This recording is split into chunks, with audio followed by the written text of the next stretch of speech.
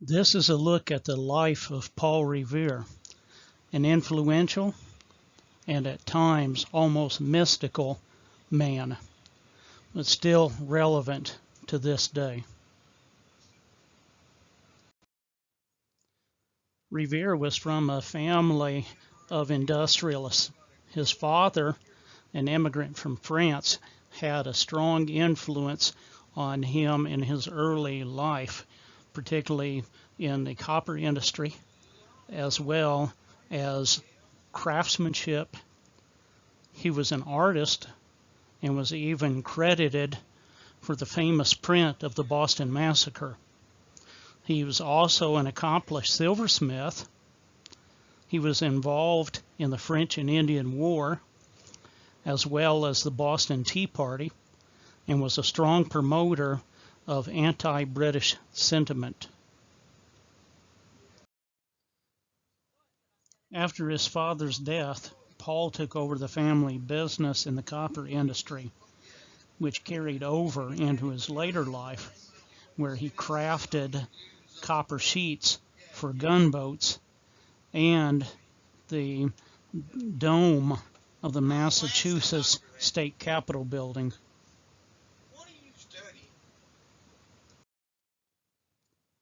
After his father's death, Paul took over the family business in the copper industry, which carried over into his later life, where he crafted copper sheets on military gunboats and also the dome of the Massachusetts State Capitol building, which is made of copper. Although widely known for his skill as an accomplished silversmith, Paul Revere was also a renowned master craftsman. Paul Revere was an artist known for his keen eye for detail. Although it was controversial and never proven, he was credited with and also accused of plagiarizing the extremely detailed portrayal of the print of the Boston Massacre. Paul Revere was known for the high-quality silver products he produced in his day. Paul Revere silver still is highly sought after to this day. Though his military career was less than stellar, Revere did serve in the rank of lieutenant in the French and Indian War. Paul Revere promoted and spread anti-British sentiment as the British Crown continued to make daily livelihood and politics unbearable. He was involved in intelligence against the British and was even involved in the Boston Tea Party.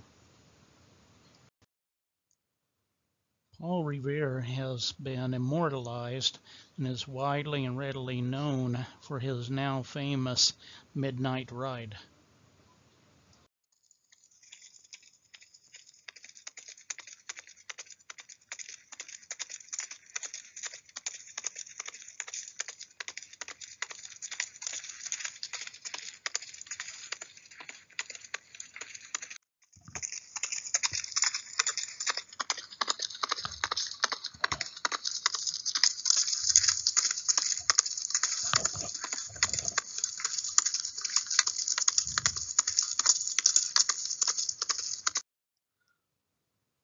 Paul Revere's Ride by Henry Wadsworth Longfellow.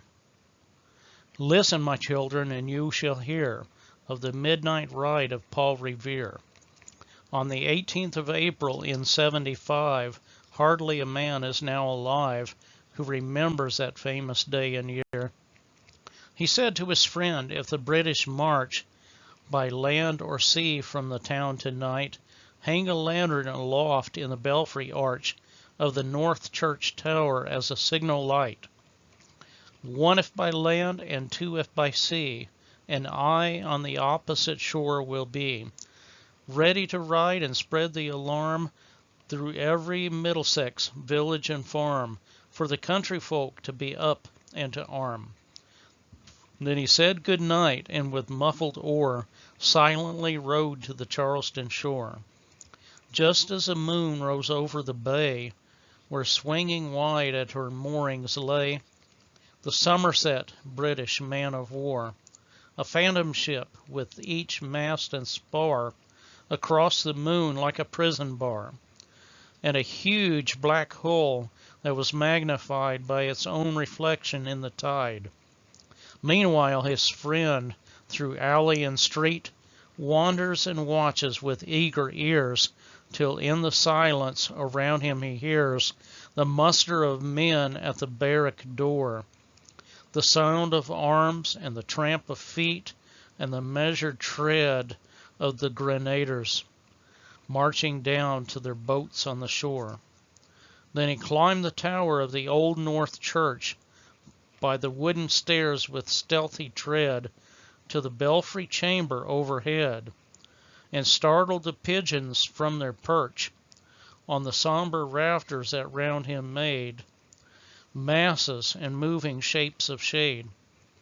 By the trembling ladder, steep and tall, to the highest window in the wall, where he paused to listen and look down a moment on the roofs of the town, and the moonlight flowing over all. Beneath, in the churchyard, lay the dead, in their night encampment on the hill, wrapped in silence so deep and still that he could hear, like a sentinel's tread, the watchful night wind as it went, creeping along from tent to tent and seeming to whisper, "All is well." A moment only he feels the spell of the place and the hour and the secret dread of the lonely belfry and the dead.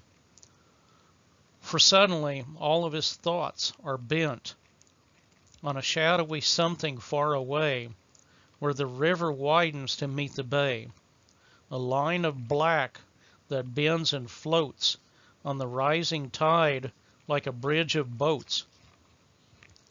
Meanwhile, impatient to mount and ride, booted and spurred with a heavy stride, on the opposite shore walked Paul Revere. Now he patted his horse's side, now he gazed at the landscape far and near, then impetuous stamped the earth and turned and tightened his saddle girth.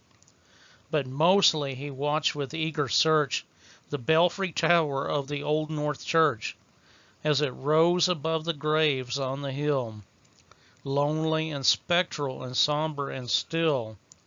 And lo, as he looks on the belfry's height, a glimmer and then a gleam of light. He springs to the saddle, the bridle he turns, but lingers and gazes till full on his sight a second lamp in the belfry burns. A hurry of hoofs in a village street, a shape in the moonlight, a bulk in the dark, and beneath from the pebbles in a passing a spark, struck out by a steed flying fearless and fleet.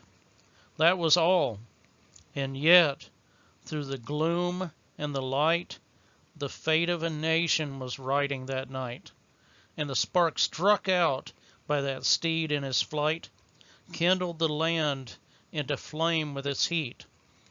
He has left the village and mounted the steep, and beneath him, tranquil and broad and deep, is the mystic meeting the ocean tides, and under the alders that skirt its edge, now soft on the sand, now loud on the ledge, is heard the tramp of his steed as he rides.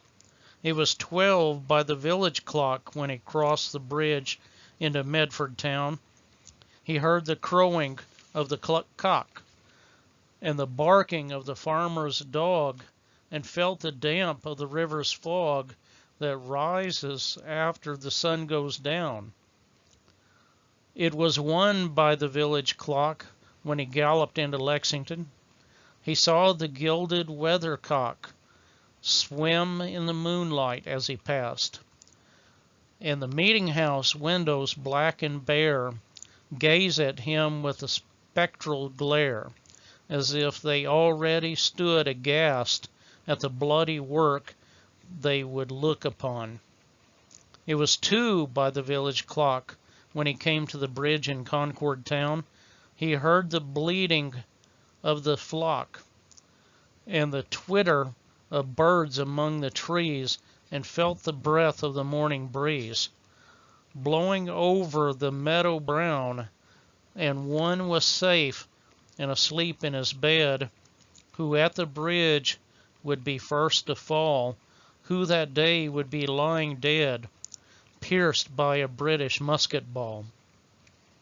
You know the rest. In the books you have read how the British regulars fired and fled, how the farmers gave them ball for ball from behind each fence and farmyard wall, chasing the redcoats down the lane, then crossing the fields to emerge again under the trees at the turn of the road, and only pausing to fire and load. So through the night rode Paul Revere, and so through the night went his cry of alarm to every Middlesex village and farm, a cry of defiance and not of fear, a voice in the darkness, a knock at the door, and a word that shall echo forevermore.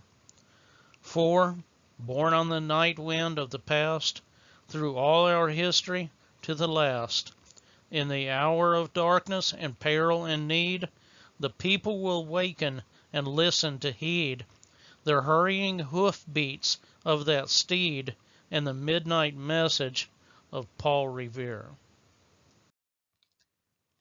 Sadly, far too often, facts are embellished, glamorized, and or fabricated, much then like today. Myths are often remembered, and facts forgotten or unknown. Let's examine the evidence. Myths versus reality, then and today. Myth number 1, solo ride. Actually, there were 2 other riders, not just Revere. People too often give credit instead of due credit to others. Myth number 1, solo ride. Actually, there were 2 other riders, not just Revere. People too often give credit instead of due credit to others. The timing of events were distorted. The plan for signals happened 2 days earlier. When information is given, signals are sometimes crossed or inaccurate. Myth number 3, signal was meant for him. In actuality, it was actually from him to the Patriots. Sometimes messages sent or received are unclear or misunderstood. Myth number 1, solo ride. Actually, there were 2 other riders, not just Revere. People often give credit instead of due credit to others. Myth number 2, timing of events were distorted. The plan for signals happened 2 days earlier. When information is given, signals are sometimes crossed or inaccurate. Myth number 3, signal was meant for him. Actually, it was from him to the Patriots. Sometimes messages sent or received are unclear or misunderstood. Myth number 4, climb the tower. He was not the one who climbed the church tower. Too often, people are given credit for something they didn't even do. Myth number 5, dead bodies around the churchyard. The battle had not even started then. Sometimes stories are inaccurate and completely without facts. Myth number 6. He rode triumphantly into Concord. Actually, he was captured before even making it to Concord. Some claims of accomplishments are simply not true. Myth number 7. His ride was enjoyable and uneventful. Actually, he was captured and interrogated that night. Some accomplishments were embellished and failures are downplayed. Myth number 8. The purpose was to prevent the British capture of weapons and ammunition. Actually, far more was at stake than just weapons and ammunition, including daily supplies and staples of survival. Sometimes the actions of one or a few can have far more reaching outcomes and consequences than originally planned. What relevance does the story of Paul Revere have on today? We need to learn to make a positive impact on society and other lives today through the use of our talents and gifts and our resources.